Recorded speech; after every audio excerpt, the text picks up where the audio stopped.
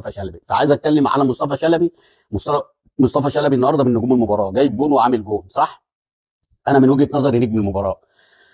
مصطفى شلبي يتألق ليه؟ لأن الماتش اللي فات اللي كان هنا وهو بيسخن جماهير نادي الزمالك المأجورة، أنا بقول لك أهو وعلى مسؤوليتي، في ناس بتدفع فلوس عشان توقع مصطفى شلبي.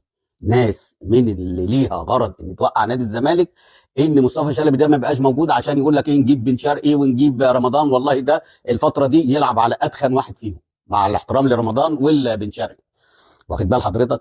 فالراجل تألق ليه؟ لان بعيد عن جماهير الزمالك، نزل سخن محدش شتمه، نزل يرقص يباصي يعمل جون محدش شتمه، جاب جون وقلع الفانيلا دي. وانا بقول له خلي بالك، انت كده بتعرف الناس ان انت بتبقى مضغوط، فهم هييجوا برضو في الماتشات اللي عندنا على ملعبنا يا مصطفى وهيعملوا معاك القصه دي عشان تضغط تاني. لا، ولا تقلع فانيلا، انت جبت جون روح بوس حبايبك وبوس مدربينك ولاعيبتك واجري واعمل، بس ما تقلعش الفانيلا.